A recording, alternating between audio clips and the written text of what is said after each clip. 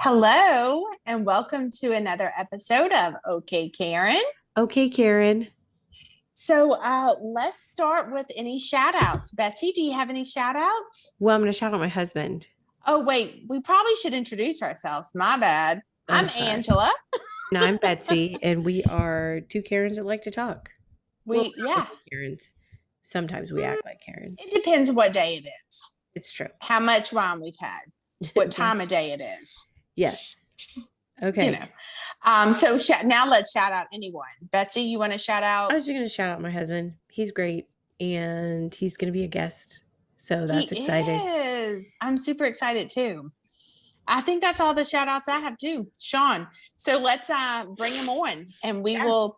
Our episode today, we've been talking about this for a while with Sean, is movies that have surprise endings or endings with a twist that you just didn't see coming.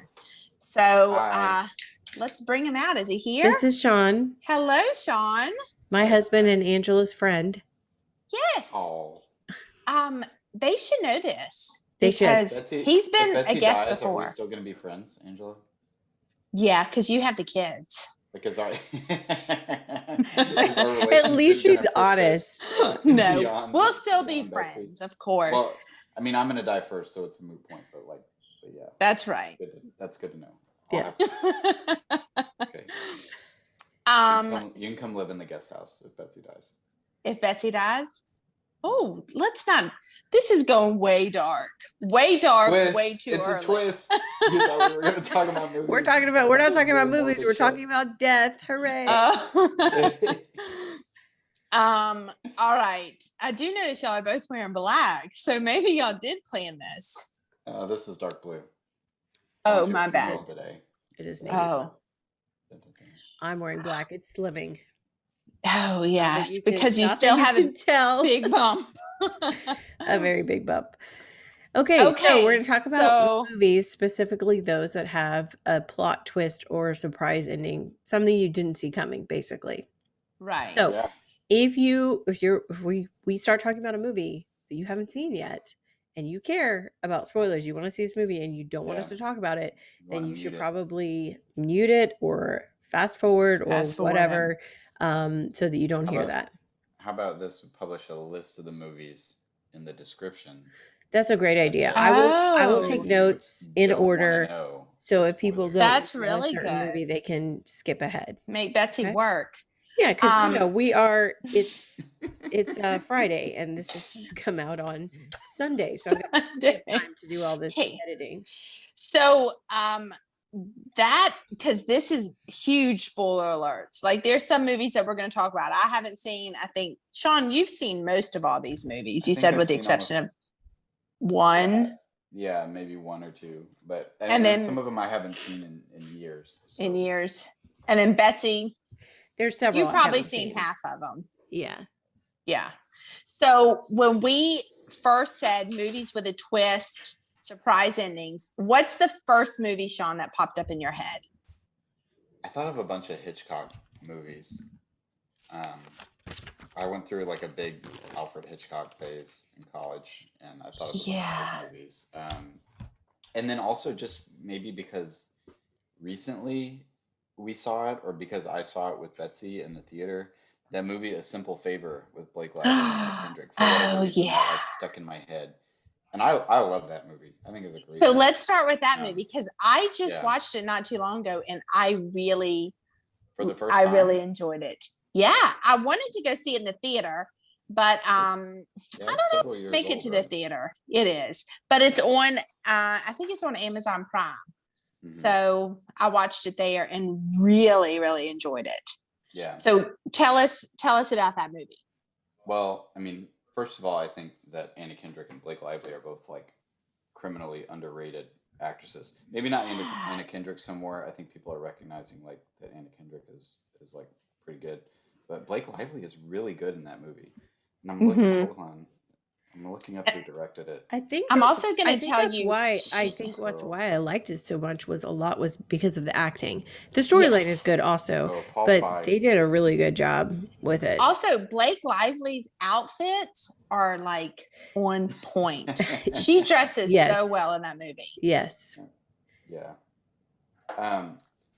Well, so I mean, what are we doing? We talking? Well, so this is like. So what's the twist? Kind of the plot, and then how does it twist? Well, or surprise. So it's two women that are moms that meet through their kids, and then one of them asks the other to watch her kid after school one day, and then she never comes back, and then disappears. Nobody knows. Difference. Yeah, we were just talking about this before this, but like I think the difference between something surprising happening in a movie and like the movies that we're talking about today is that like the whole plot of the whole movie has to like turn on this surprise, and if you know it ahead of time, it kind of spoils it a little bit. I mean, maybe you can go back and look for hints or whatever, but the twist in this one is that she actually, well, there's like a whole weird backstory to Blake Lively's character, that she had a twin and her parents were abusive. I don't remember if it was, they didn't beat them. I think they were rich or something. And they were very rich. Yeah, and then they burned their house down, killing their parents, both of them.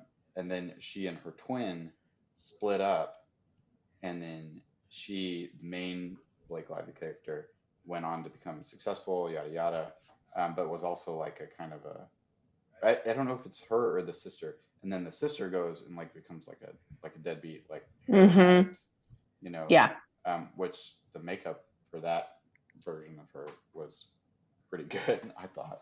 Yeah, because she's like track marks up and down her arm. Yeah, well, she has track marks. She just looks like she's jumped out the back of a truck. I mean, she looks all beat up and like she's been living outside for 20 years or whatever. But anyway, and then so I guess the deal is that the reason she left is that her sister sent her like some kind of message blackmailing her about their murder involvement for money, and then she goes and she kills her twin sister, and then finds out that Anna Kendrick has since had, this is like weeks on, I mean months maybe even, that Anna Kendrick's character has shacked up with her husband basically, which that's shady, and then conspires to like get her killed, and then Anna Kendrick like sets up a secret camera, and then in the end she gets hit by a bus. Yeah, I will be honest. I love everything up until the very end when Blake Lively gets like run over, and I was like, yeah, that's how we're gonna end it. Yeah. Yes. When they funny. found and then you her, see her like basketballing with cornrows, which in prison. Yeah. So when they found Blake Lively's twin's body, they presumed it was her, and she was dead. Yes. Oh yeah. And that was really interesting. So I'm like, was she I don't remember. Was she intending to like fake her own death? She did, remember, because they were gonna. They were kind of having financial problems, so she was gonna. The husband was gonna get like a insurance payout, I think. Remember? Yeah, because I couldn't remember. I was like, was she intending on like running away from then saying she's dead and like leaving her husband and her kid? Because her character did not seem like she would have left her kid. No, I think so. Her husband had something to do with it. I don't know how much he knew, but because when Anna Kendrick starts digging into it, Blake Lively like meets her and said, basically, I was going to come back for them, or they were going to meet me eventually. So, I think that was like money. She did it from. There's a lot of layers to the story, but it is. She had a twin. It's a really, it's a good movie. I really enjoyed it.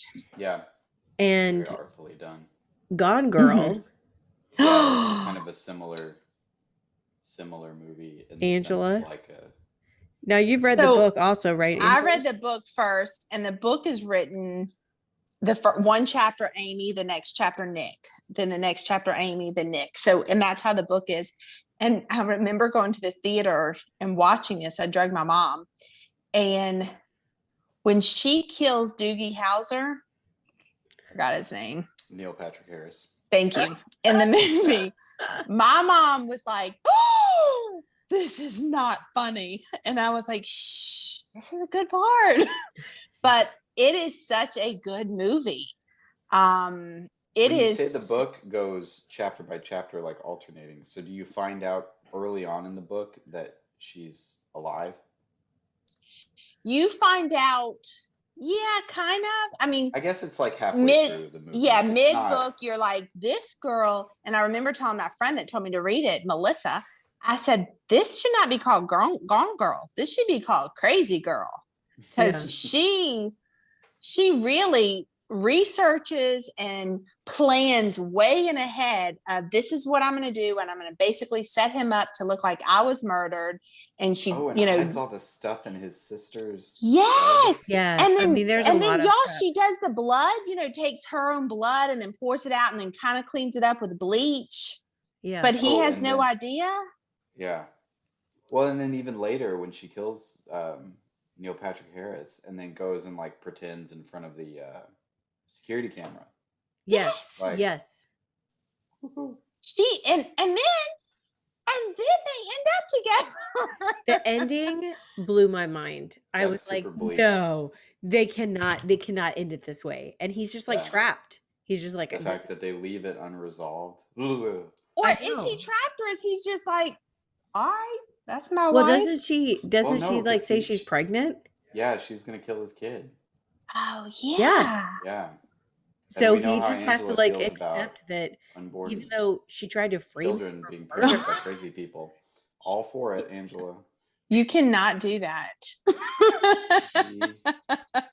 It's okay to be raised by psychopaths. That's the Angela Darrow method. It is. If your daddy is a Michael Corleone, it's okay. Listeners, this is a reference to our earlier podcast. Yes, it is. And Angela and I had a deep philosophical disagreement about who we is had the real villain of 30 minutes. 30 minutes. Yeah. And when did that originally came up? I feel like it came up originally in a long time ago. Yeah. But in a different, it was like in the rom-com or something. Discussing it. Like, whoa. Yeah, because she said she didn't like Diane Keaton in Annie Hall. Yes. Right. Yes. So they were like, we'll put a pin in this until we talk about my movie. So that was a good movie. I'm gonna take it back a little bit to Scream. Okay. Which is a movie Betsy brought me. Yeah, I'm Betsy so glad brought you're me mentioning to see it this. because it means that in some aspect you liked it. Okay, Sean, she told me it was a comedy. Yeah. It is kind of a thriller comedy. After Drew Barrymore dies, I stood up in the theater and I said, "This, just like my mama, this is not funny." And everyone's like, "Shh, sit down, sit down." So I would say like Zombieland. Well, Scream came out in what year? Like 96, 97. Yeah. 1996. Yeah. So I know I never saw it in the theaters. We watched this together, didn't we, Sean? Yes, we did. Yeah. Okay, go ahead. For your first time to watch it? No. Oh, he didn't remember it, so it was fun watching him watch it, and he didn't remember who the killer was. But I also watched. My first impression of Scream was the movie Scary Movie. Which when they make fun of it, movie, which I thought was hysterical, even though I didn't even understand how. I was also like 13 when I saw it, but yeah, no, Scream is brilliant because it keeps the whole thing. It keeps you on your toes about it's always like subverting the whole horror slasher genre, which had only been around for like 20 years then, Yeah, I did think it was funny. Yeah, because the very end, the slasher movie, right? I do think the very end is kind of funny so you find out that there's two killers, the two guys, and when the one guy stabs him, the other friend, and he's like coughing up blood, he's like, I think you stabbed me too far, you hit, and that was funny. That's the only thing I thought that was funny, though, the only thing. Well, so him dying, maybe y'all can, because y'all were older when you saw this, but I should have brought this movie up. When they marketed it, didn't they heavily promote the fact that Drew Barrymore was in it? That was the only known person. So and she dies in the first 10 minutes. That's hilarious. The posters all had Drew Barrymore. the trailer, you know, and we didn't see trailers as much as you do now because it was like if it came on during TV, you know. And before this, the movies, you know? right, and this was also not a huge like marketed movie. I don't think it was kind Nev of Campbell wasn't even that popular yet. No, this made her, and Skeet Ulrich, and the other guy, I forgot his name. The blonde guy, yeah, tall. I should know. Doesn't matter. Yeah. But Drew, that was a shock. I mean, because she's on the phone and she's cute, and it's Drew Barrymore, and then you can't kill Drew, guys, and you're like, what the heck is happening? Like, this isn't crazy. But I did think they did. It was comedy, and I guess to me, Angela, did you ever see Zombieland? No. Okay, you probably wouldn't like it, but no, it is not gonna watch it. It is funny. It's funny. I'm not gonna watch it. So. I think Scream is less of a comedy than Zombieland, but yeah, I agree. I agree with okay. what you're saying, that they're kind of in the same. But yes, no, Scream is less of a comedy than Zombieland. But Scream had a huge twist at the end because who expected there to be two killers, you know? Yes. So, all right, you got another one, Sean? Well, let's go even. You said taking it back. Okay. So let's see. The oldest movie that we have on this list, I think, is Psycho. Okay, Possibly, I didn't see Psycho. No, yeah, Psycho's older than some of these other ones. You didn't see Psycho? You would. I don't think you. No, it's not like. Okay, you said you thought of Alfred Hitchcock first. You want to know? I know Alfred Hitchcock did The Birds, but the only other thing I know about Alfred Hitchcock is, well, two things. Grace Kelly was in a lot of his movies, and I don't care for his movies. She was in 2 of his movies, as far as I can recall. That's all I know about Alfred Hitchcock. Okay. Well, I think you. But I did. It's not like a. I did read. Yeah, I read a lot to prepare for this, and I'm not being sarcastic. I did, but Psycho was on the list, so you could talk about it because I know what. Even though I didn't see the movie, I read like everything and the plot. Everybody thinks Hitchcock is like a scary movie director, but it's really not scary. It's suspense. Yes, it's different. So it's not like trying to freak you out. He's just like, he builds tension. Which Psycho is a brilliant movie for a lot of different reasons, like filmmaking. Like there's. Is that with Norman Bates? Yeah, Norman Bates. Okay. So Janet Leigh's character is leaving some town in Arizona, I think it was Phoenix or something, and is like leaving, and she steals money from her job, which I think is at a bank. It's a banker's store. Steals a bunch of money, and has it all in an envelope. And so, and she's going, and just like the way that it's shot is beautiful, because she like goes to a car dealer and trades in her car because she like is paranoid that the cops are looking for her, and then she counts out the money in cash to pay for the new car. And it's like the way that it's shot, it like forces you to like count out the money with her, which is just really, I mean, I don't know. It's just like, and you don't even realize you're doing it, but he's like that engaging with the way that he makes you like films the movie. Anyway, and then there's all kinds of like cool imagery, like where when she first, and then she's on the run, and then she stops at this motel, and when she meets Norman, who's awkward, like Anthony Perkins couldn't get a job after this. There's like he like does taxidermy as a hobby, so there's all these stuffed animals like all around his office, and there's just one hawk, or it's an owl or a hawk with like looming like spread wings that's like right over him this whole time. So it's like sort of ominous, like you kind of, anyway.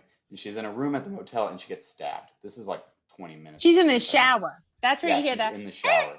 And you just see the knife, and it's, it's black and white, so it's just like, like all this dark stuff like running down into the tub. You don't see who does it.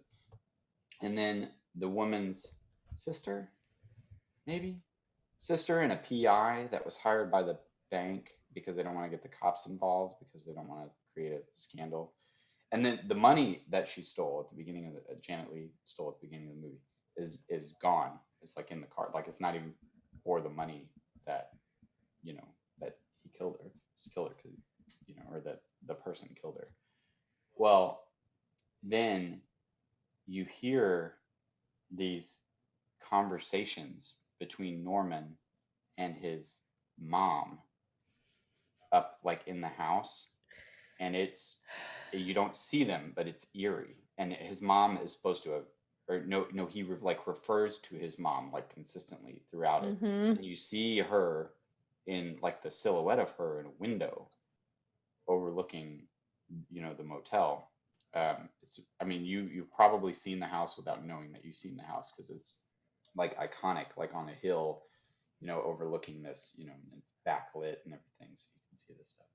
So this Janet Leigh's sister, friend, I don't know, and a PI are looking after her or like going to find her, come out and like, oh my God, what happened to Janet Leigh, and like push her car into a swamp. And so, you think that maybe, it's his mom, and then you hear these conversations where his mom is like being a real bitch to him and like, degrading him and stuff like that. And it's just super like pins and needles the whole time. They like sneak into the PI and the sister like sneak into the house and we're poking around and stuff like that. And then the big twist, it's like right towards the end of like they go into her room and like at one point like he moves her to hide her because I think he told them that she died or something like that, but he moves her like into a different room to hide her like out of her bedroom, and you see him carrying her down the stairs. Janet Leigh? Huh? Janet Leigh? No, his mom. His mom? He's dead. I'm okay. explaining it poorly, but yeah, so Norman and his mom are like fighting about these two people that are there investigating, and it's heavily implied that it's the mom that killed Janet Leigh. And then if you go back and you watch it now, like it is like you can tell that it's like an old lady with like her hair up and like wearing a dress and stuff like that that's stabbing her in the shower. And then just wait. But I know the twist. Yeah. So but there are all these machinations, like Norman's like hidden his mom somewhere in the house or whatever, and then these two are poking around in the house. They go down to the basement and they see his mom sitting there in a chair, and they turn it around. It's a fucking skeleton, like with a wig on it and a dress. And then Norman comes out of nowhere with a knife, wearing a wig and a dress like his mom, like stabbing her, like trying to stab him, and he gets arrested. That's like the last like 10 minutes of the movie. But oh god, this like the last two shots of this, like you've got to see it, and like just for the imagery, Hitchcock is so good at this. So the last two shots of the movie are Norman in a straitjacket in jail, conversing not even with himself anymore as his mom. Like he is his mom. Like that personality is completely taken over his mind. Talking to himself like he is. And like he's the mom. And they find out too that he killed his mother. Yeah. There's this really like kind of artless explanation from a detective about like exactly what like in the psychology of it all that like precedes the last part of the movie. That's kind of like, it's like the worst part of the movie is him just kind of like explaining away it all and basically saying, just because he's dressed as a woman, that doesn't mean that he's transgender or a crossdresser or whatever. It means that it's really a split personality between him. Gotcha. And that his mom has become the dominant personality, because the detectives just come from talking to him. It's like, I didn't talk to Norman. I talked to his mom. Like, oh wow. But anyway, so there's this shot. Oh god, and it's this icon. You can probably Google it. It's this iconic shot where Norman's like looking up, like through some like under. Yeah, if you Google it, that's the image that shows up. Norman Bates, and he's like, and they put skulls, like superimposed skulls on his eyes. And then it just fades, like it dissolves into a picture of them pulling the car, which still had all the money in it, out of the swamp that he had hidden there. But oh god, the twist though. I mean, you didn't see it coming. I mean, the whole time you don't know. You think his mom is alive, and they're arguing. And so the killer. I did read about. I read about this movie, and Alfred Hitchcock made everyone, from the actors to the production crew, sign so they couldn't. So because he didn't want it to get out. Yes. This huge twist. because that is amazing. I mean, that's crazy. You know, and back then too, to do something like that. Well, and there's several. I mean, I won't talk too long about Hitchcock if you haven't seen a bunch of the movies, but probably one of my favorite movies of all time, and I think, is it AFI? Somebody did, like, everybody kind of like default says Citizen Kane is like the best movie ever. Yeah. Film nerds, because, and it's really not because it's that good. It's because Citizen Kane was the first movie to do certain things with visual storytelling that had never been done before. Well, on like a more recent reappraisals of that, some people have said that Vertigo by Hitchcock, 1959, is the best movie that has ever been made. Just like the way that he used the visuals to build suspense and to tell the story. I haven't seen Vertigo. Yeah, you should. Is it black and white? No, it's not. It's in color. Okay. Psycho's in black and white, which I think adds. But it's subtitled. Movie. Just kidding. Vertigo's I'm just kidding. So Angel's like, well, I'm not watching it. Hold on. Yeah. Because if it has subtitles, it's going to need something more for me to watch it. Then anyway, I love Vertigo. Vertigo is the first movie that invented that like shot that they use to give you like a sense of like changing distance and perception, and they do it by tracking the camera away while also zooming in. So it's like the focus of the center stays the same size, but then you're moving away from if you saw it, you would know what I'm talking about. You're going to have to point that out to me when we're watching a movie. We will. And I also feel like Leslie should be here in this conversation, because Betsy, you and I are just like, hi, Leslie. Yeah, and Leslie and Sean know like all this stuff. I just watch a movie. Who's Leslie? She knows what you're talking about. She was our guest on our other movie episode this season, in season 2 of OK Karen, which was the best movies you've never heard of. Yeah. Oh, I would be really good at that, because I know a lot of movies. Yes, she knows. Like, so we went over like movies that you probably never heard of, but that we really are really good. Yeah. Okay, let's get back. Bring it back into our podcast. I'll just talk briefly about Vertigo, which I think that you should. Does it have a twist? Yes. Well, it's Hitchcock, so. Yeah. Oh, all of his have a twist? Well, they're all suspense, so you're going to find something. Because I think in the birds are killers. Yeah, one's pretty straightforward. But so Vertigo is about a cop who is chasing a guy over the rooftops of San Francisco, and he slips and falls and hangs, like, gets caught hanging on a roof, and then he develops this fear of heights, and he freaks out and he can't do his job anymore. So like, he literally, like, he can't go upstairs, like, he can't. He's not hanging by his neck, he's hanging. No, not by the neck, but like he's hanging like off the roof. Like, oh. And he looks I saw Angela's face, and I'm like, wait a minute.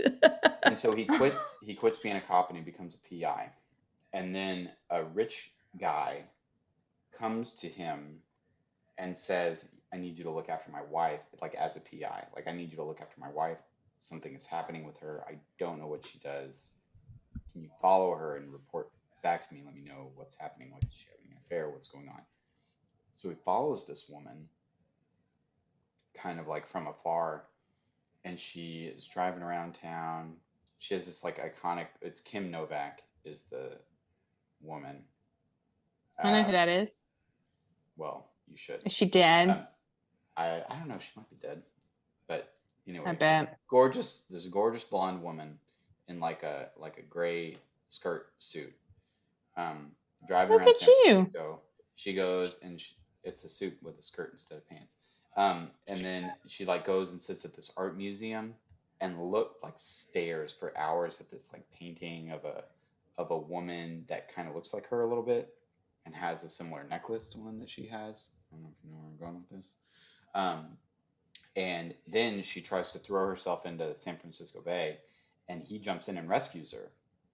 And then they two of them start in like an affair. I knew you were going to go with an affair. So Jimmy Stewart, the PI, the ex-cop, is played by Jimmy Stewart, by the way. Oh, I know who that is. Yeah, so those two start an affair, and then it progresses to this like you see this like progressive mental breakdown of the woman, and she eventually runs away to this old Spanish mission in Northern California and throws herself off a bell tower because she feels like she's being possessed or driven crazy by the ghost of this person that she was seeing in the painting. That's like the middle of the movie, or the first third of the movie. Wow. So then what happens is he's all shook because he was in love with this woman that went nuts and killed herself. And then he's just out about in the city one day, and he sees this woman who looks exactly like this woman that he fell in love with, except she's brunette. He's like, what? It is her twin. Well, yeah. So it's like, what the fuck? What's going on here? And so he meets her and dates her, gets to know her. She's a totally different person, different personality and everything. And then he starts to like, and then she falls for him pretty good. And he starts it's Jimmy Stewart. Ask her to change. Like, hey, can you dye your hair? No. Dye your hair blonde. And like, hey, can I take you shopping? Buy you some clothes. What kind of clothes are you gonna buy her? Like a gray suit. And then it just is like, and he's like putting two and two together, and it's her. Like, it is her that he's dating. So then it comes out that the woman was actually hired by the rich guy to play his wife, and so that he could fake his wife's death, so that he could kill her. So, and it showed kind of in flashback that as the actress was running up the stairs of this bell tower at the Spanish mission, and Jimmy Stewart's chasing her, the guy is there with his wife and throws her off the bell tower. But because of Jimmy Stewart's fear of heights, he can't follow like up all the way to the top because he gets vertigo, and it keeps like showing this shot, that zoom track shot. Yeah. And so Jimmy Stewart loses it, understandably. And then So that man killed his wife? Yeah. And he hired the blonde girl to pretend to be his wife. Yeah. And so Jimmy Stewart understandably loses it, and then basically like freaks out and like brings her back to the mission to like reenact it, so that he can, because he's like piecing this together that she must have been hired and yada yada yada. But it was the actress that Jimmy Stewart fell in love with. It was not the guy's wife. Like, so, all the time it's the same woman. And then he finally gets her to like the top of the bell tower, and he's like overcome his fear of heights to like expose her and this like huge thing. And then it looks like a dark, shadowy angel or devil or something comes out of the shadows of the bell tower and is like, "What are you doing here?" And Jimmy Stewart falls off the bell tower and dies. And it was one of the nuns at the mission that it was like, and she's like, "Yeah, look at her face." And so like Jimmy Stewart like dies like falling off the bell tower after having like overcome the fear of heights. Like, and the actress just like goes away. I'm sorry I ruined this for you. I feel like you. So glad. I will never watch that movie. No, it's a great movie, Angela. It's so good. No, you're gonna kill Jimmy Stewart. Please, but put this in the disclaimer for this particular movie because I love it so much, and it's one of my favorite movies. Betsy, are you writing these movies down? If you haven't seen Vertigo and you want to, please don't watch this before you go watch it because it's so good. Yeah, you know what I'm going to have to do? You people realize what I'm going to have to do now. Oh my gosh, you people. You can't say y'all. I'm going to have to play the video and put the list of movies and put like Gone Girl, minute 5, and then Scream at minute 8. So people know what to not watch. That's insane. I wouldn't do that. Is spoilers. They should. Yeah, the whole thing. I had a bug flying around me. I wouldn't do that, Betsy. That's I would also like to say that we are definitely going to run out of time. And John was like, "I just want to say something really quick about Vertigo," and then the whole movie. Well, I'm going to be honest. I am really mad about that movie. I feel like I have watched it. I hate that girl. Does her husband ever does he get caught? The husband? No, Yeah, get the yeah. actress. He She got was away with used. it. She That was is- used, and then she fell in love with the guy that was supposed to. No, I follow mean her. the That's not her husband fault. That Oh, murdered the his husband. real wife. Bug. Yeah. He No, he's nothing good. happens to him. He's just No, rich and gets nothing away bad with it. happens to him. He It's 100% gets away with it. Wow, that's just terrible. All right, let's go on to another Also, there's movie. a woman in it that designs underwear. Plot side character that doesn't have anything to do with the rest of the plot. But I think it's like Jimmy Stewart's like ex-girlfriend or ex-fiance or something. He's always talking to her. Okay, we're Like, moving on designs from women. Vertigo. Okay. Anyway, All right, let's sorry. talk about a movie that we've all seen. Yeah. Maybe. Go for it, Angela. The Sixth Sense. The Sixth Sense. Betsy, have you seen it? Of course I've seen it. Well, I don't know. So I think I might be wrong. What? Go ahead, Angela. I was just going to say, go ahead. I think The Sixth Sense is the first movie that M. Night Shyamalan ever directed. Yeah, I think it is too. I think because that made him like, it made him. Oh, Who? no, it's not. But It's not? It's Was it close the... to the- It's close to the beginning. These first two I've never heard of.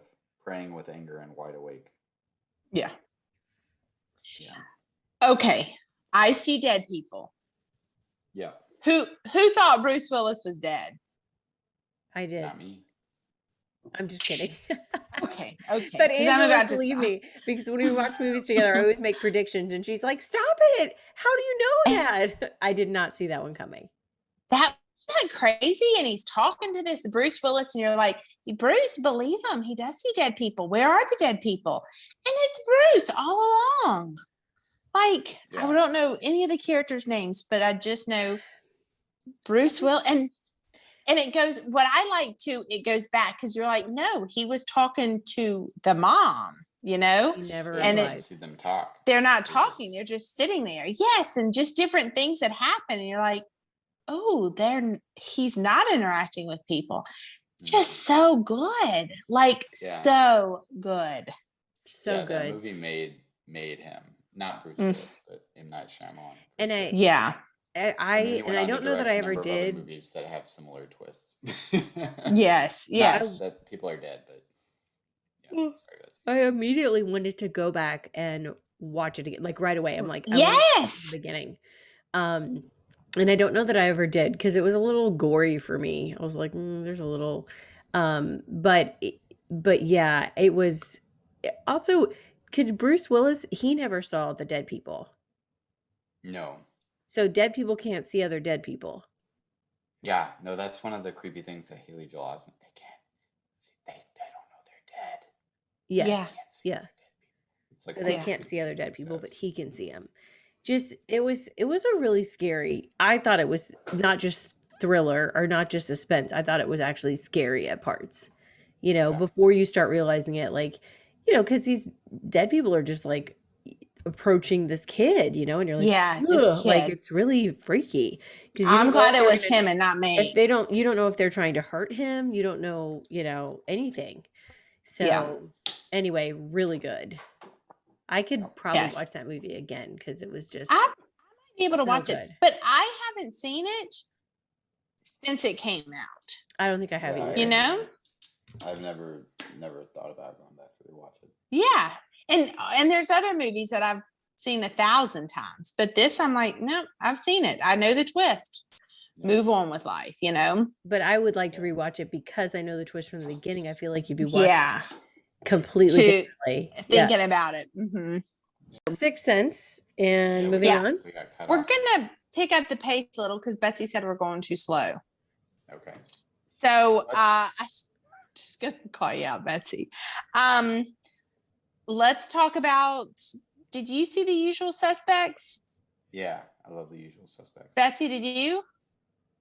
So my dad made me watch this, and I was like, what is this movie? It's about a crime syndicate. Oh my gosh, I loved it. Yeah. Loved it. And then at the right? Yeah. I don't know. I know it's Kevin Spacey. And at the end, I was just like, What? What's his name? Kaiser? Caesar? Yes, Kaiser Sose. So it so good. Betsy, you've seen it, right? I have. The cops brought in Kevin Spacey's character, and he's talking about this whole organization, what they were doing, the guys stealing something or shipping something. I really don't remember the details exactly. Sean, correct me if you remember. Yeah, it was a murder at the police were busting somebody. And it was on they were busting it's like a robbery or something on a ship. Yeah, on a ship. Yeah. And he kept saying Kaiser Sose. He's the boss. He's the person. Kaiser Sose, Kaiser Sose. And you think in the movie it's this one guy, the guy that has dark hair. Is his name Gabriel something?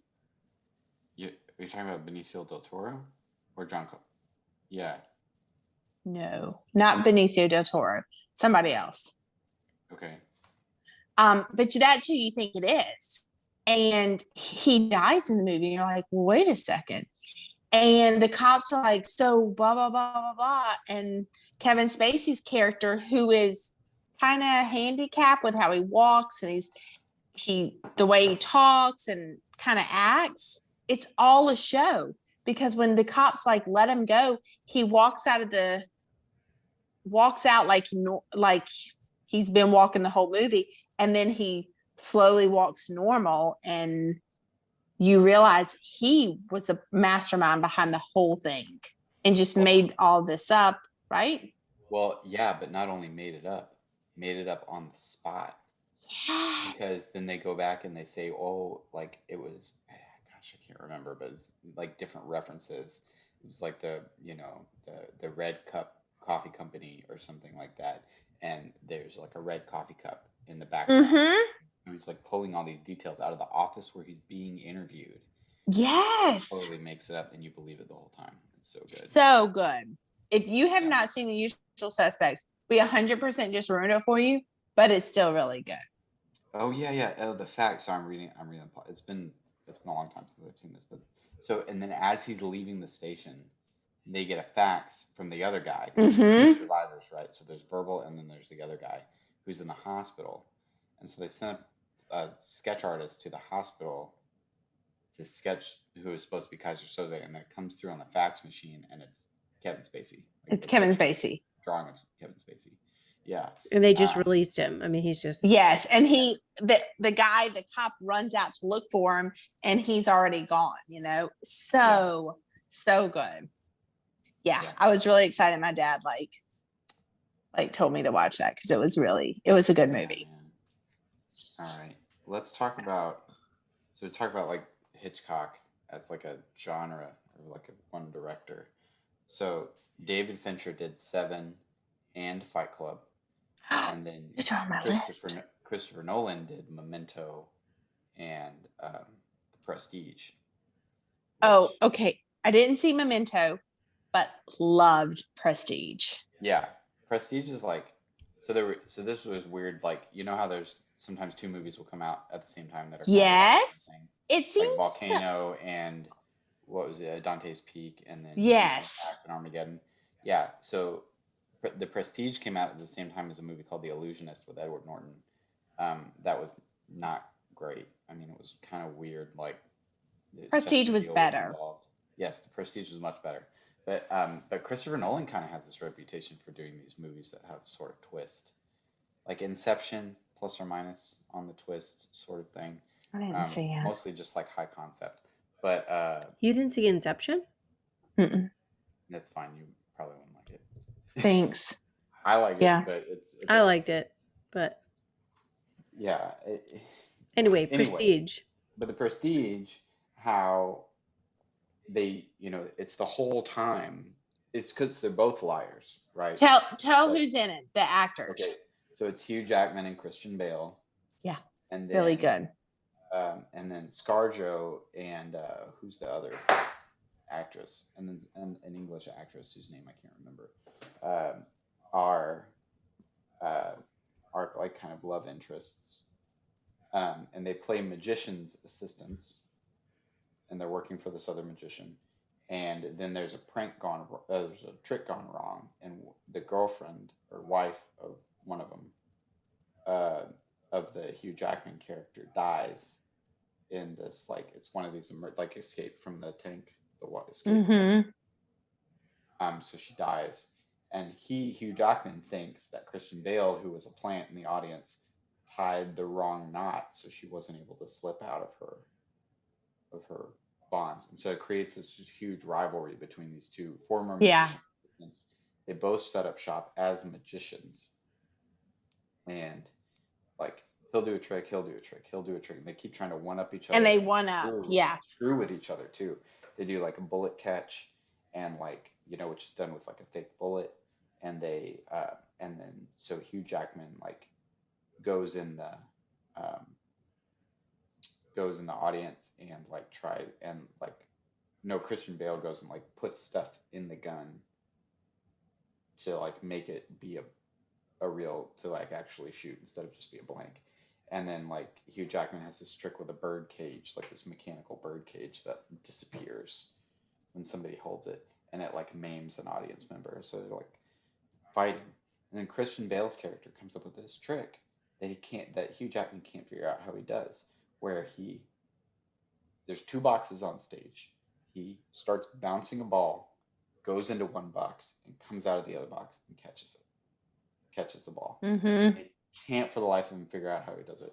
And then it gets weirdly like metaphysical, like Hugh Jackman goes to Colorado, he meets Nikola Tesla, who's played by David Bowie, which is hilarious. I forgot about that. I did too. Yeah. Well, he looks normal, which is probably why. Yeah. He looks like a normal human being. And then Tesla builds him a machine that supposedly, by like the laws of physics, really does transport somebody a large distance, and it transports him from the stage, instead of just 15 feet across the stage, to another box, transports him like to the back of the theater from where that is. And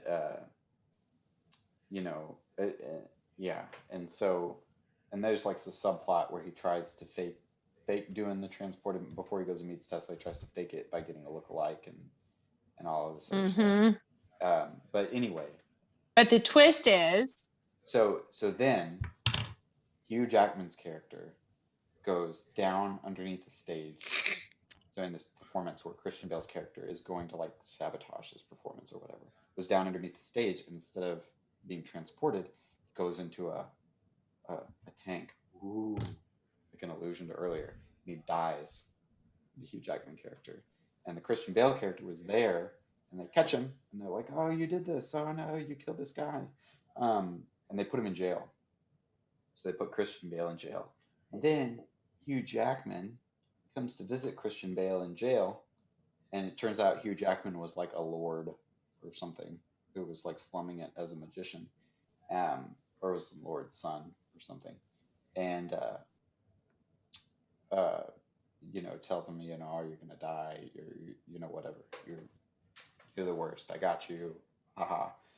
And then Christian Bale reveals how he's been doing his trick, which is that he has a twin. A brother. Exactly the same as him. Yep.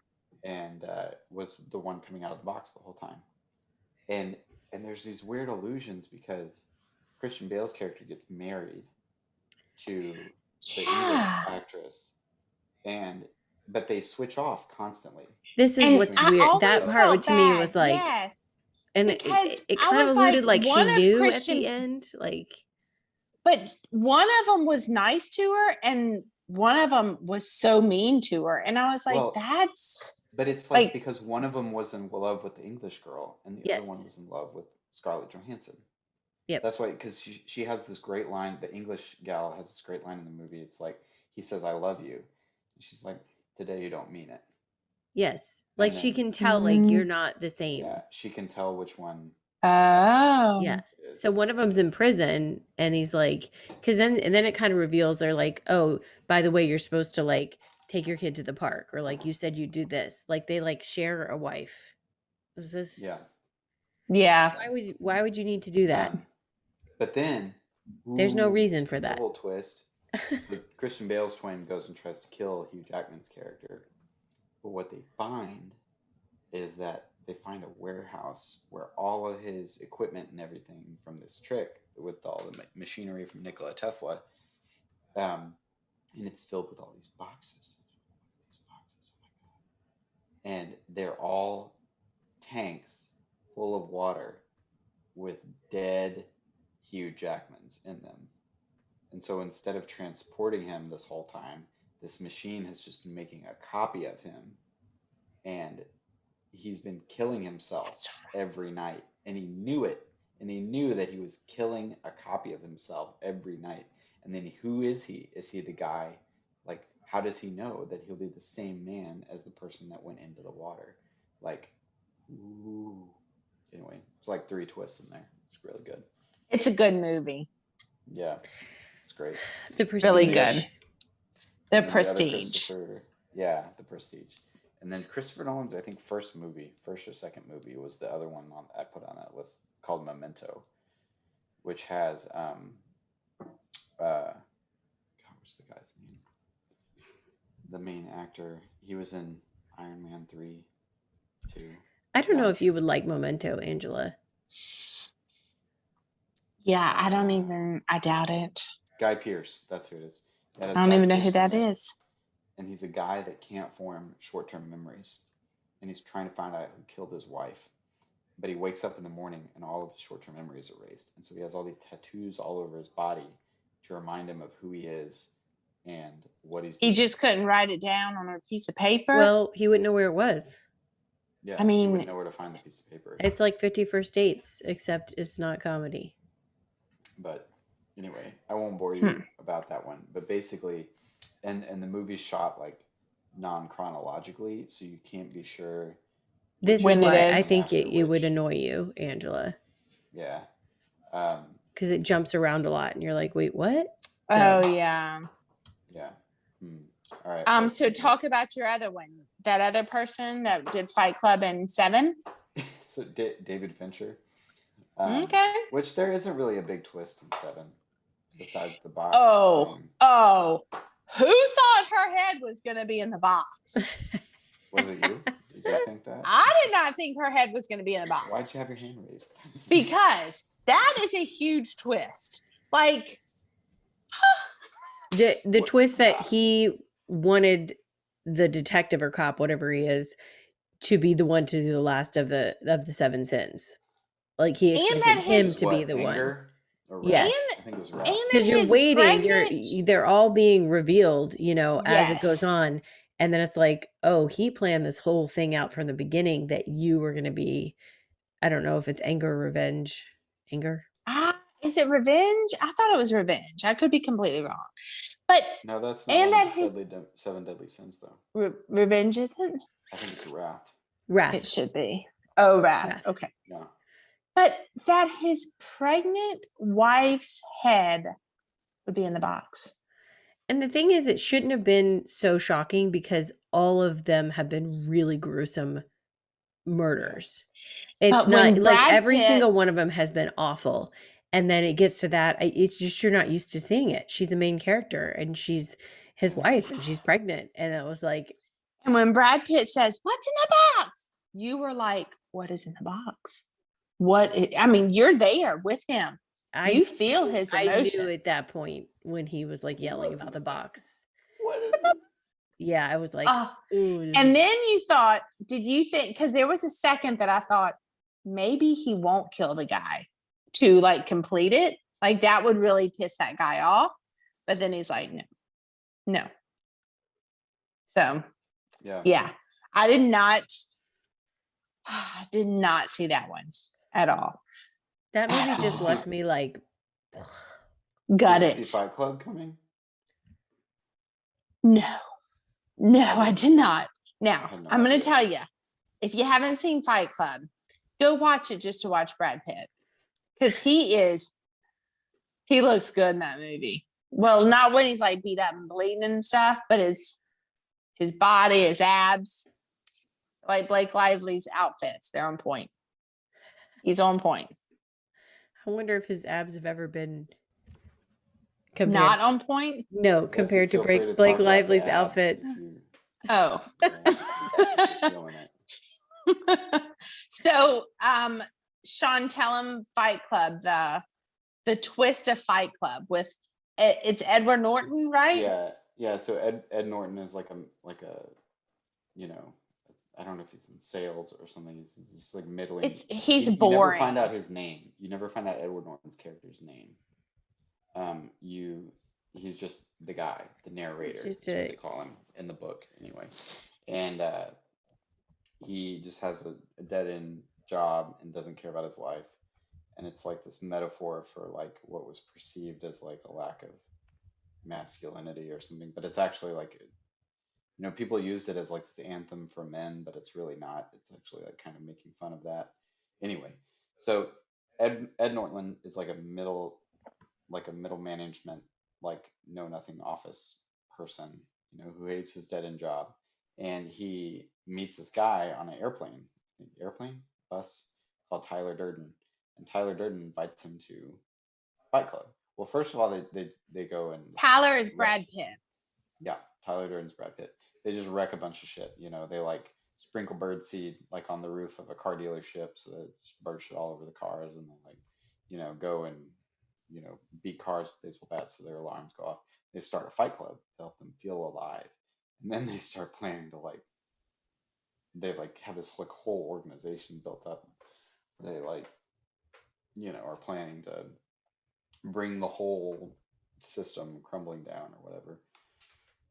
Well, then you find out like 3/4 of the way in that Brad Pitt is a figment of Ed Norton's imagination. Yes. And is like a split personality of Ed Norton, which is crazy because there's scenes in the movie where they fight, like the two of them physically fight. And so then you're supposed to think like, what did that look like? And they're both, and then Tyler is dating Helena Bonham Carter, but Ed Norton is not. And so there's these weird like interactions between the two of them where it seems like Ed Norton doesn't really like Helena Bonham Carter all that much. And then sometimes she like comes on to him, and then it's like he keeps you guessing the whole time. But no, I did not see that coming, that they were split personality. I thought that was good. So, and I know you haven't seen this next one, Primal Fear. Betsy, have you seen it? I haven't seen it. But speaking of Edward Norton, he's in Primal Fear. And it is him and Richard Gere. Richard Gere is a lawyer, and Edward Norton is I think he was an altar boy that ends up killing a priest. But he tells Richard Gere while he's in jail, and he's very like innocent, like, yeah, well, this very soft-spoken, this priest was basically abusing me. And so I defended myself. So Richard Gere is like 100% getting worked up. They go to trial. It's a huge ordeal. Richard Gere is like top lawyer, and he gets him off of murder. And everyone knows he murdered the priest, and he has no qualms about, yes, I did this. And so he gets him off. Well, at the very end, and I watched this movie a long time ago with my mom, and she fell asleep during the movie. At the very end, Richard Gere comes into the I guess like the holding area, and they're going to let him go to like a psychiatric place, and then he's free after he spends whatever time I think there. Richard Gere's talking to him, and Edward Norton completely changes his voice, his mannerisms, and he was like, I knew you would fall for that. All I had to do was give you this story, and you took it and ran with it. So he completely made up everything about the priest abusing him. He just killed him. And Richard Gere got him off. And it was so shocking because it was just it was just crazy. It was so good. I did not see that coming. If you really describing it bad because it's been so long since I've seen it, But if you get a chance to see it, I would see it. Just, of course, now I've told you about it, spoiled it, but still really, really good. And at the end, how he completely changes. It's not like he has split personality. He just came up with this whole story and played the part of this person when, in all honesty, that's not what he is in real life. So it was excellent. Primal Fear. Okay. Primal Fear. Yeah. Angela, have you seen Black Swan? No. We had this conversation. Remember I said I didn't see it? I don't think I'm going to watch it. Yeah. That's another one. It's just, I mean, it's dark. It's another unreliable narrator movie where you don't know for sure if the main, like, it's kind of like, did you ever see Birdman? Michael Keaton. His name is I've heard about it, but I didn't see it. Yeah, it just like, you know, where like kind of the focus of the movie is like the main character is like sent into insanity. And you can't like really tell what's going on and what's not. That's a good one. There's not Birdman? Huh? Birdman or Black Swan? Black Swan. It's really good. I saw that on a date and like whenever it came out. Ooh. Not a good date movie. No, it's dark. It's not. I mean, I saw it once and I was like, I don't probably need to see it again. Like it's just. Yeah, you told me about like it's dark and you don't need to see it again. So I'm like, I don't want to watch it. No, I'm not saying. Yeah. No. You haven't seen Knives Out yet? Okay. No. I almost don't want to talk about Knives Out though. Okay, don't that you'll because really like it. There's a part 2 coming out, I think, and yes. And I was like, "Ooh, I think I want to watch part 1." So let's not talk about it. But okay, does it have a twist? So yes, it has a twist. Who's in it? Tell me who's in it. Chris Evans, Christopher Plummer, you know the guy from Sound of Music. Yeah. Oh gosh. I don't know why I was thinking like Daniel Craig. Daniel Craig's in it. Okay. The main detective guy. I need to watch. Some of the women. Jamie Lee Curtis.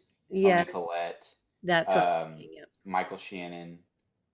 Is it gruesome or dark? No, it's not gruesome. It's suspense. Okay. Well, there's like one little scene that's you'll be fine. Got some blood in it. You're fine with it. You'll be fine with it. But Knives Out's my favorite movie of 2019. I love that movie. Really? Wow. Like including the Star Wars movie that came out that year. Stamp gold star on that one. Is a huge yes. Huge. Yeah. Rian Johnson, Knives Out. It's great. Okay, so we did not do spoilers really for Black Swan or Knives Out, so yeah, don't have to worry about that, labeling those. Okay, go ahead. Do you want to? Well, so I guess Get Out is kind of science fiction-y. That's okay. I was about to say Get Out, and maybe because they both came out the same year. Well, right? so we switch gears. Like, so the last I think 4 that we have on the list are kind of science fiction movies. What are they? So Empire Strikes Back, which everybody really knows that twist, but Star Wars Empire Strikes Back. Is that where you find out that that's his father? Yes. Okay. That one. Okay. But moving on to the next. Anyway, moving on because apparently that was not impactful for Angela.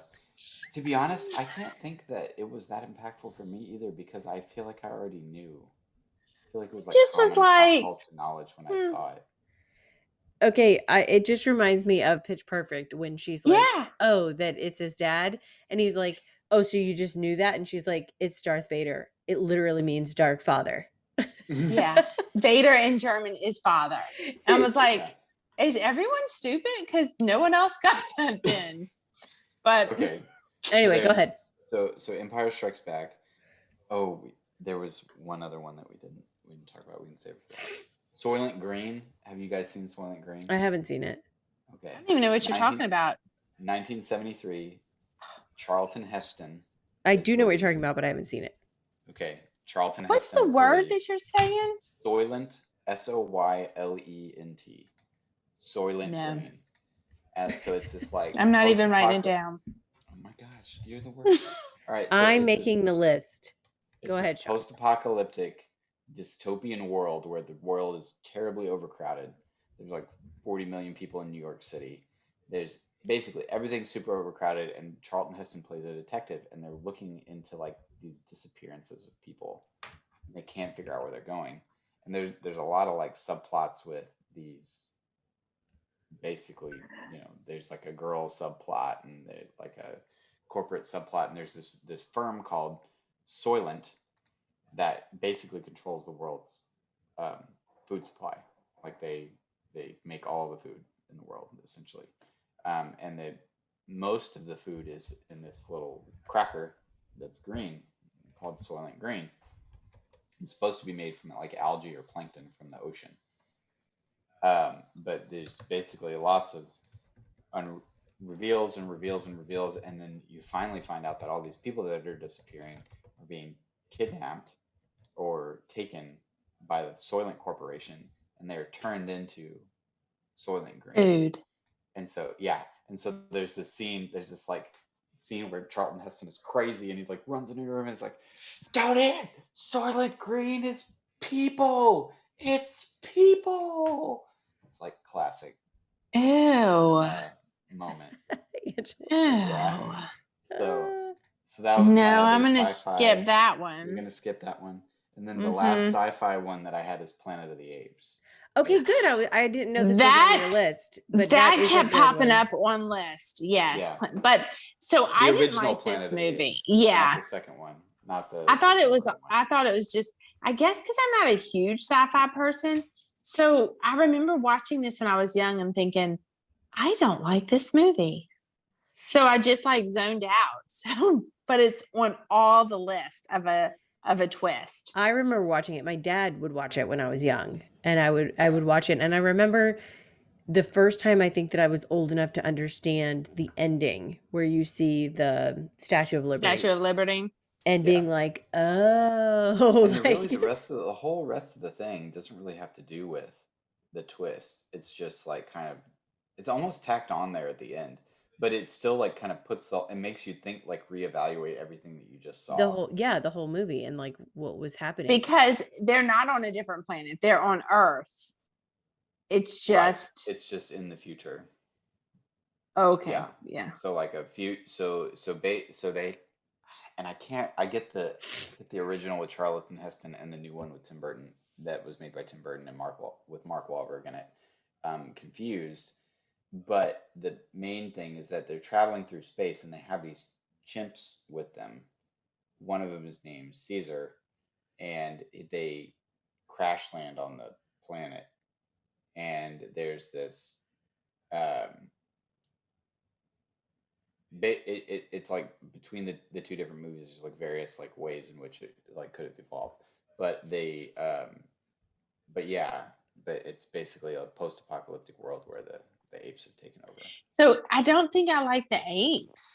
That's why I didn't like the movie. Well, yeah, the You're makeup not really in the first one is to. kind of corny. Yeah, I didn't want to watch a movie with the apes in it. And then don't they talk?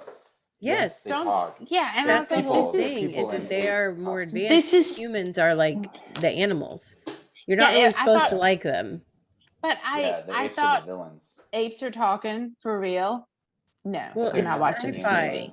They're people. Yeah, I know. I don't think I like sci-fi that much. By the way, the movie poster for Soylent Green says it's the year 2022.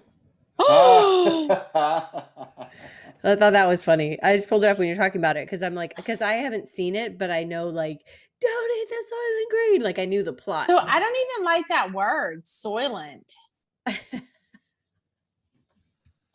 This is how you decide to watch movies or not. That's lost me there. Soylent. Yeah. Who came up with that word? It's so bad. Okay, that's so the Planet best of the we Apes. could do. Okay, Sean, we just did Empire Strikes Back, Soylent Green, Planet of the Apes. Huge bust for Get out. Get out. Which is something else I didn't see. Actually, but I do think you'd like Get Out, Angela. Yeah, I did want to watch it. This is with the black guy that goes to the white girl family. Yes. Okay, and it's really like. See, I've started watching some of it. I don't know why I didn't finish it though. You need to watch the whole thing. That's Because this is another one that's on all the twist. Yeah. I don't want to ruin this one for you either. I don't know. Oh, really? It's kind of a newer one, so I feel like some of our listeners may have not seen this one yet. You'll like it. Okay. Just push through it. I'll finish watching it. Okay. There is one like rom-com I wanted to mention. Okay. The Breakup. It's not a real big twist, but it's a rom-com. So how do rom-coms finish? How do they end? Anyone? Happily. Anyone? Yes. Happily. And this does not end like that. This, they just break up. Yeah. And it's not even that they break up. It's that it's just like an unknown. Like they're just okay with each other because they're fighting the whole time. And that's kind of funny because they've broken up, but they still have to share the apartment or whatever. And then they run into each other. Yeah. They run into each other months later and they're just like okay with each other. And you're like, what? Well, what's going to happen? Right. He's like, you look good. And she's like, you look good too. Bye. Have you guys ever had a bad breakup? Sean, you know us. Yeah. Why? Because I mean that's a whole different podcast episode. Another podcast and a more something stronger than wine. I had I don't I know Betsy hasn't, but I didn't know about you, Angela. I've had some bad breakups where then I've had to either work with or go to school with or run into the girl later. And yeah. So, but here's my thing. They didn't make a movie about it. Yeah, that's real life. So when I watch a movie, I want it to be happily ever after. Let me be happy for a second, you know? Okay. And also I gotta mention Gone with the Wind.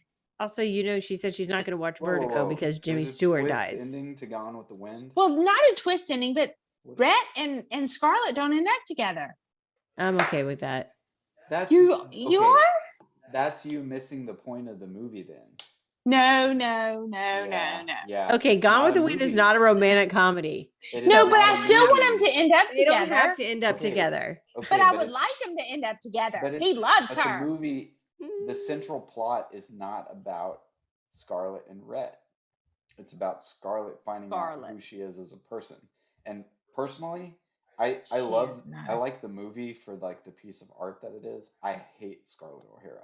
No. She is the worst. Well, who likes Scarlett? You just said, they should end up together. A respectable human being in the last 30 seconds of the movie. Because he loves her. And I'm like, but she doesn't love him. She treats him like I think at the end starts to like, she does. She realizes what she's lost. I'll say that. She has regrets. She realizes that she's a piece of shit the whole time. Mm-hmm. Yes. That's what I'm saying is that, but the central plot of the movie is not about the two of them getting together. It's about her finding herself as a person. Also, did you see their baby dying? Who kills a kid? Again. The horse. Wait, what? Children are not supposed to die in movies. Yeah. Bonnie dies. From bee stings and horses and all kinds of crazy. So Betsy's talking about, which is another kid that died, My Girl. I know. That's kids should not die in movies. Who kills a kid? Who are the movie people? Who's writing this? Which, Sean, I can't believe you haven't seen My Girl. It's Dan Aykroyd, Jamie Lee Curtis, Macaulay Culkin, and what's that other girl's name, Betsy? I don't know. I don't know her name either. We probably should know her name. But I haven't seen it. Macaulay Culkin dies from a bee sting. From multiple bee stings, but still. When did we talk about that? We just talked about My Girl, didn't we? We talked about it before we started recording. Oh, okay. Well, now I have to put it on the list because you just did the spoiler. So there's that. Okay. Get Out. Okay. We did not do a spoiler for it. That's all. Because Get Out, y'all didn't spoil it because Knives Out, I'm going to watch it. Get Out, we didn't spoil. Maybe when I come to y'all's house, I could watch it. I've got two more on my list with the recordings about to time out, but I have two more on my list. One of them is a movie by Martin Scorsese, which I would be surprised if you have not seen, Angela. What called movie? Shutter Island. Oh, I haven't seen Shutter Island. Oh, Shutter Island. Although good. it's on my list because it was on all the lists, and I was like, surely one of y'all have seen it. No, yeah, you know, Shutter Island is great because it's another one of those movies where it's like an unreliable narrator. Hold on, is this with Leonardo DiCaprio? Yes. Okay. I haven't seen it either. And Leo kind of goes through some like questioning of his own sanity. He plays a police detective, and they're going to an insane asylum that's out on an island to investigate a crime that's occurred there. And he just like kind of his sanity just like slowly unravels throughout the movie. It's really good, and kind of like Inception, it is like it ends with like there is a twist in the middle of the movie, in a big twist in the movie, but in the middle. Yeah, it's like the middle, like it's like the last third of the movie or something like that. But then the ending is still like ambiguous, and so you don't really know like who to trust. You don't know like, do we trust like Leo? Do we trust, what his character thinks? Do we trust, this other stuff that's happened like during the movie? I think you would like it, and it's directed by Scorsese, who I know you like. Yeah, I do like Scorsese. Casino and Departed. All that. We have a lot of movies to watch. And then the last one I have on my list, and I don't know if y'all would consider this a twist or not, is Atonement. Okay. So I have to shout out Brooke. She's the nurse that works with us, and I was like, "What movies do you know with a twist?" And Atonement was on her list. Yeah. I did not see Atonement because I think I had, and I really wanted to see it with James McAvoy because I was liking him, but at the time. Yes, but I think someone told me like what happens, or I read something, and it just made me furious. So I was like, I'm not even watching it. I'm not even watching it. It just really pissed me off. So I love the movie. I think it's really. I think it's very artfully done. I read the book, and the book is actually on my nightstand, like to get ready to read again, because I haven't read it in a while. Really? Yeah, it's like 10 books. There are about 30 books on the nightstand to read. So, but I love the movie and the way that it's done, the way they use the typewriter and the music of the score. Oh, it's so good. But it's another one of those. It doesn't have a happy ending. No, it's just gut wrenching at the end when you realize that, and their whole life not even BS because of 60 years have passed. Yeah, because of one girl that was jealous, right? No, not even that she was jealous. It was that she saw something that she didn't fully understand. That was it. It wasn't malicious. It wasn't anything. It was because she was a girl. Young. Anyway, so are you gonna watch it, Angela? No. Okay. No. Betsy, you've seen it, right? I've seen it. Okay. Although I do know that Keira Knightley has a really pretty green dress in the movie. Oh my God. Good. Okay. Good. It's so one of the highlights. There's this little girl, Bryony Tallis, Brio. Is that her real name or is that her movie name? The character's name. Oh, okay. It's like World War II, and she has an older sister, and they have the son of their groundskeeper or maid is the same age as her older sister and is going to medical school or something like that, on the dime of their like rich employers or whatever. So Bryony and Keira Knightley are sisters, and they isn't it the actress that plays her as a little girl is like known for other stuff now. Hold on, let me look it up. I'm gonna feel dumb when I.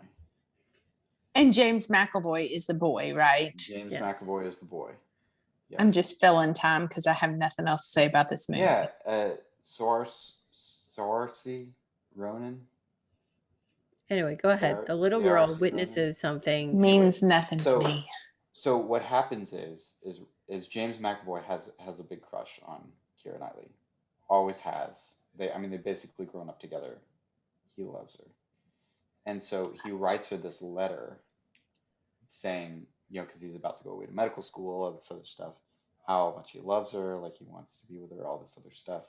But before he does that, he kind of like joke writes one that's basically all about how he wants to put his dick in her. Like, and I think it says that in the Yeah, letter. it's pretty much like 2 lines that are that. Yeah, he says like, "I want your cunt" or something like that. So it's real like explicit. Vulgar? Like clear, yeah, like clearly a joke. Like he wasn't gonna send this. He writes this like other like heartfelt letter. And he puts it in an envelope and he gives it to Keira Knightley's little sister to give to her, but he puts the wrong one in there. He puts the like explicit one in there, and the little girl opens it first and sees it, and it's like, what the fuck? Like, what is this? Like, he must be like a sex addict or something to have written such terrible things. And so then later, so Keira Knightley reads that one, and then he's like, I'm so sorry, I didn't mean it, yada yada yada. And she's like, no, I want you to mean it. And they end up she's having like, it's cool, let's do it. Yeah, then they end up having stand-up sex in the library of the house. Okay. Like up against the bookcase. Yeah. Which. Okay. Like, wow. Anyway, and then Bryony, the little girl, sees them doing that, and it's like, oh no, I just saw him. I saw that he wrote this letter, these terrible things. He must be. I think she uses the word sex maniac to like all of her friends. She's young. She's visiting. Like 10 or something. Yeah. So then later that evening, one of the or two little kids go missing, and they were out like running around at night. They're out playing on the ground somewhere, and everybody goes out to look for them. And while they're out looking, another one of the kids gets raped. Gets like she's like 11 or 12 at this point. Like Brian. Yeah, Bryony, I think she's 12 or like that, 12 or 13. Is raped, and Bryony sees it, and doesn't really get a good look at the guy, and he runs off into the bushes. So the cops come, and she says, hearing all this, and she says that it's James McAvoy. And the girl who was raped doesn't correct it. Right, and the girl that was raped doesn't, confirms that. Yeah. So then years pass. James McAvoy's gone to jail. World War II has started, and they give him a chance to get out of jail if he goes and joins the army. So he's going to the army. Cecilia, Keira Knightley, has become a nurse, and they reunite like very briefly and like have coffee or whatever, because she knows, she like loves him and is like doesn't believe that he did it. He always denies that he did it. And then Bryony is also becoming a nurse to like, because she's like, maybe I didn't quite. It doesn't really click for her, but she's like, maybe it wasn't like. Maybe I ruined someone's life and I wasn't 100% sure. Right. And she happens to see a wedding of the kid that got raped, and one of the other guys that was at the party. And it was him that had raped her, and not James McAvoy's character. And he was a really creepy older, like, I don't know, this guy like in his 20s or 30s. It's Benedict Cumberbatch, which I think is hilarious. Because he plays like smarmy, creepy, like really well. But it clicks in her mind. Oh, they can't testify against each other. Yeah, so it clicks in her mind. That's who it was that night that raped her, and she's been with him ever since. She was like 13 and started dating this guy that was 25, and then they got married years later. Yeah. Oh my gosh. So James McAvoy joins the army to get out of his prison sentence. And dies. Goes and fights in France. No, he comes back. Okay. And then he meets up with Keira Knightley, and they end up like having a life together. And Bryony tries to apologize to them, and they tell her, you have to go tell everybody. She goes tells everybody to have a life. The last probably 15, 20 minutes of the movie is an older, like elderly Bryony, played by, who's it? Oh, it's Vanessa Redgrave. Yeah. Oh. Really good. And she is doing an interview for like a talk show, and it's established early on that the little girl is like a writer and likes to write stuff. So she's doing a an interview for a novel that she's written, and they talk about it, and it comes out through the interview that the novel is sort of autobiographical, except, and she's the little girl, except they didn't really get together in the end. James McAvoy dies of sepsis, like during the Dunkirk evacuation, and Keira Knightley dies in a subway tunnel that gets flooded during a bombing. So they never got. But the movie shows them like getting together later, like being happily ever after. Yeah, yes, and her being able to go and the apologize to them. Is her atonement. It's giving them the story and the happy ending that they never had. Yeah, because she was never able to Right atone for what before she had done. She was never able to go talk to them. They both Right. died before she could. Well, I hope she feels terrible.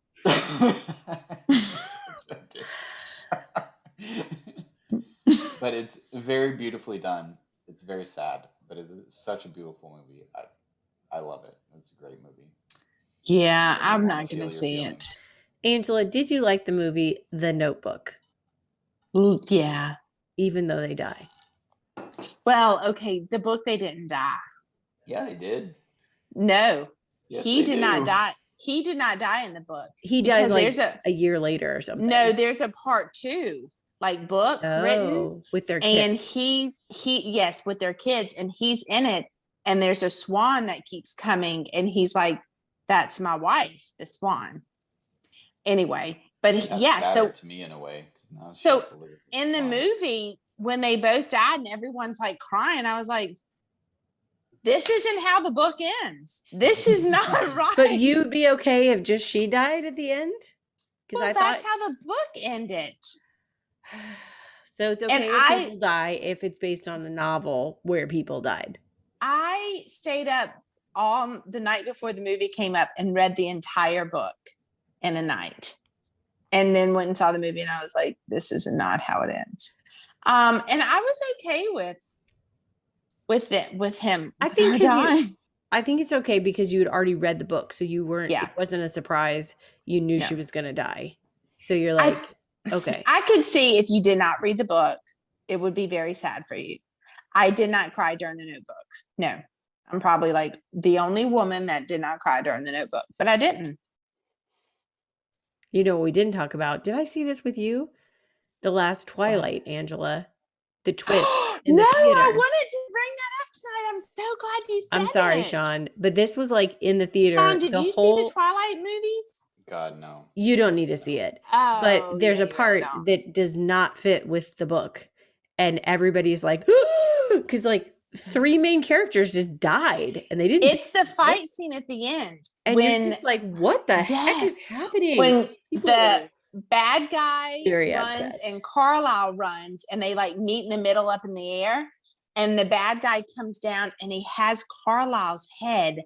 Everyone in the theater went, oh, because they're not supposed to die.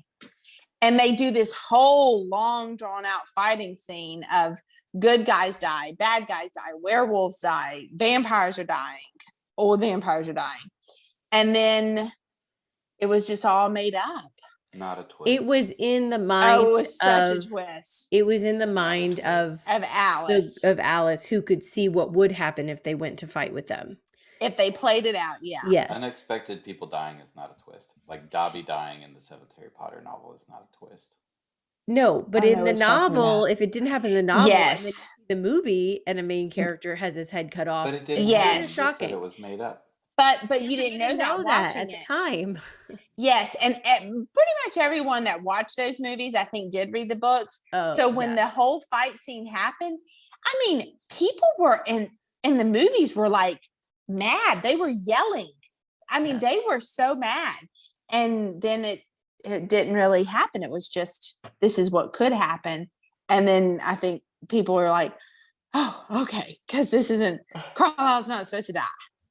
It's really good. If you read the books, which you're not going to, you don't need to. And then watch the movies. And if you watch the movies, which you're not going to, so don't worry about it, Sean, but we wanted to talk about it, okay? Because yes, I'm so glad you brought it up because I was thinking about that earlier today. It was. We were talking about this beautiful movie, and then there's you guys like. This podcast is about the shocking twist, and that was a shocking. That was so crazy. Yes. I would like to make one reference back to My Girl when we were talking about it. The girl in My Girl has gone on to do other things as an adult. Sean, you would know her. Her name is Anna Chomsky. Oh yeah, she was She's in Veep. Yeah, she's the So, Oh, yeah. you probably recognize her. Yeah, So, yeah, I know who don't she know what else is. she's in. I just saw that and I'm like, well, that's why, because I recognize her as an adult. I'm like, what is she from? And she looks very similar to what she did in My Girl when she was like 10 years old. So she still looks. I can't believe you haven't seen My Girl. Such a classic. What, the kid dies. Dun, dun, He dun. doesn't want to watch it now. It is a cute movie though. Like, I cried my eyes out with My Girl. Cried. Do we have more? Sean, do you have another one to talk about? Because I know you don't want to end it with like Twilight. Oh, Mission Impossible.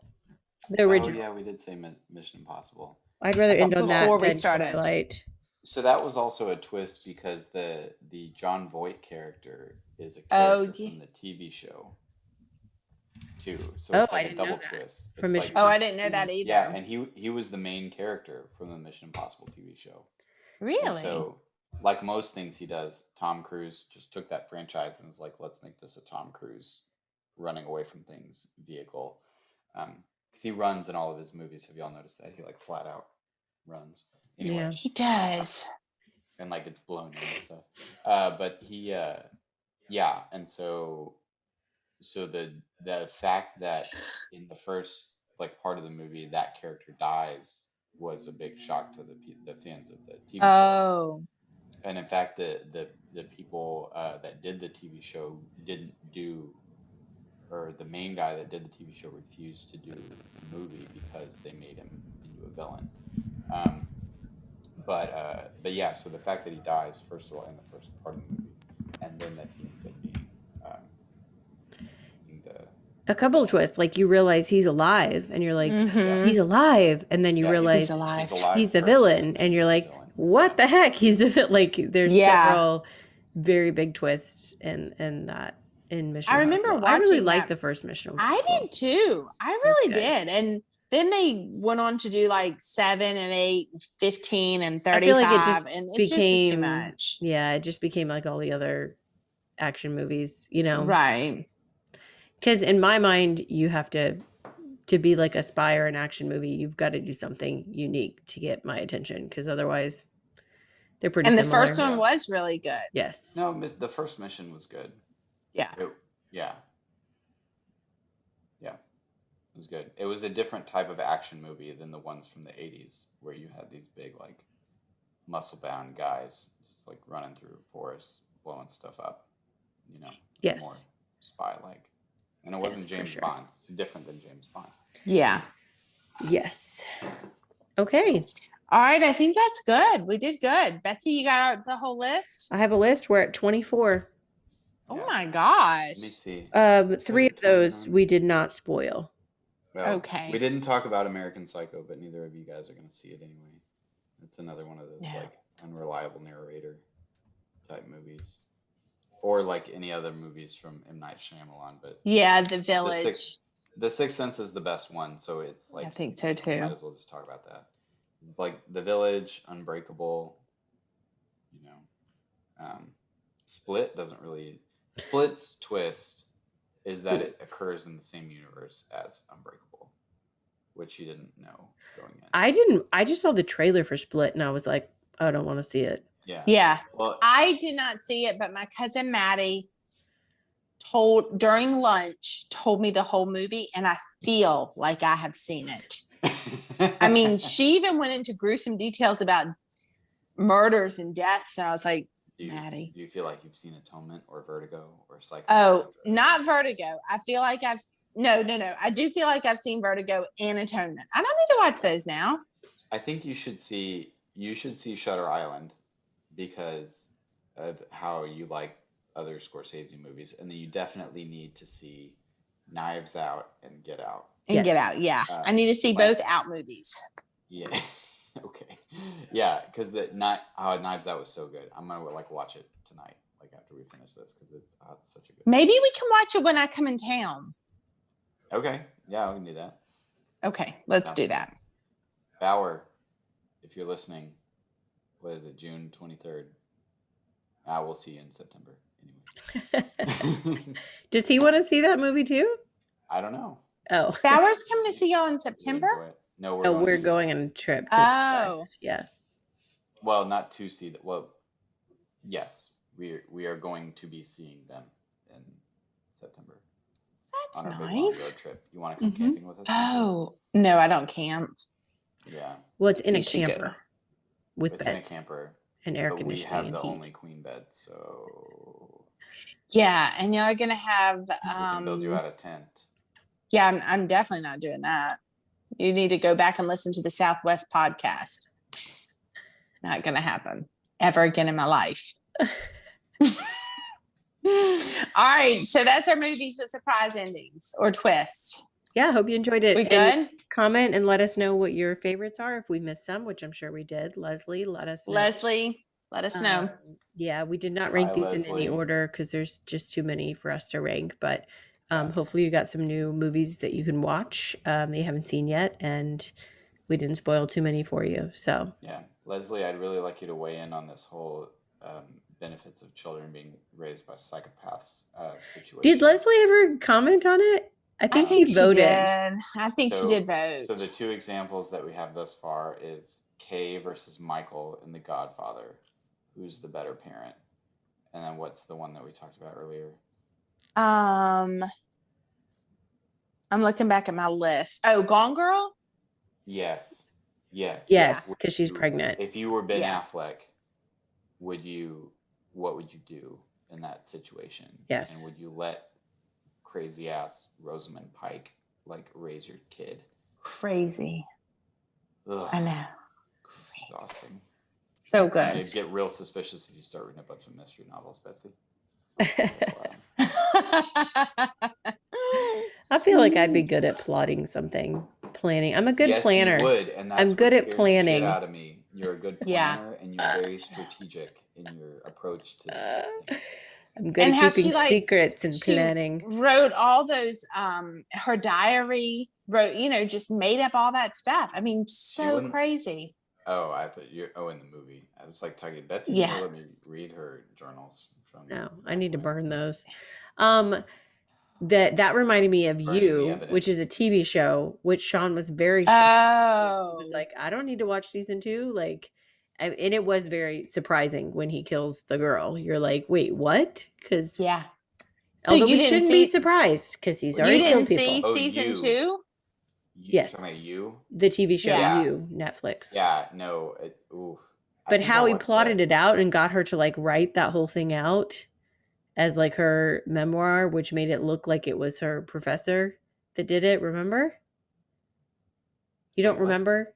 He had her write when she was in the glass box. That was only after he locked her in there. And yeah, I know, but he told her you have to write. She wrote this story out. She came up with it. I think this is how we can get out of it. To him. And then he used it. And then then he ends up using it after he kills her. Yes. So the other guy is the main suspect. John Stamos. Yeah. So, did you not see season 2, Sean? No. You need to see season 2. Apparently, I don't remember most of season 1. Because there's actually this year, season 3 is supposed to come out. How is this guy still? He hadn't been caught yet. Oh. Well, season 2 is a twist also. Season 2 and his ex-girlfriend comes back into the picture that we thought was dead. And Candace, she comes back and surprised to see me? Because we thought the whole time he had killed her before he even met this blonde girl. I know, I was surprised. Yeah. And she's a little crazy, but she's not the main twist. So we won't say anything else. Enjoy. Well, now I can't watch this other show that I watched. Because you're watching some stupid show. Oh. Yeah. This guy was a serial killer. Here's a plot twist for the podcast. Sean watches Gossip Girl. I was gonna say when you finish Gossip Girl, but I was like, I'm not gonna throw him out under the bus with that. But when you finish Gossip Girl, watch You 2, season 2 of Netflix show You. Yes. You got to do it. You got to do it. So good. And also, Okay. Queen's Gambit is really good, Sean. You should probably watch it. Oh, Queen's Gambit is excellent. You haven't seen it? It's not a chick thing. It's not that it's a chick thing. It's that we've been playing chess, and every single person says, "Have you seen Queen's Gambit?" Yeah. Oh, everyone. You play one game of chess, you must watch Queen's. 100 people have told Sean this, and he's like, "I haven't seen it," and they're like, "You haven't seen it? You should see it. It's good." And then within 5 minutes, somebody else will say, "Have you seen Queen's Gambit?" And Sean's like, "Ah!" Like, wait, are y'all playing chess in public? Well, we were playing. Y'all playing chess for all these people Are you guys that doing come. that in public? Oh my god! You know, at the park. At the park. Yeah, we're not playing chess. I just thought you were were playing at your house. At his parents' house, we were playing chess. Okay. So there were 3 or 4 people there. And then also our other friends that we play like board games with. Like we would talk about chess because we play on an app on your phone. And people are like, "Oh, well, have you played, just people we know." Gotcha. So, all right, we need to wrap this up because it's about 2 hours long. The podcast is not about movies with twists. I know. Y'all could have stopped a long time ago. Bye. All right. Bye, y'all. I love you. And you're in the same house as me. Good night, Bradley Cooper. I love you. Bye, Sean. And Betsy.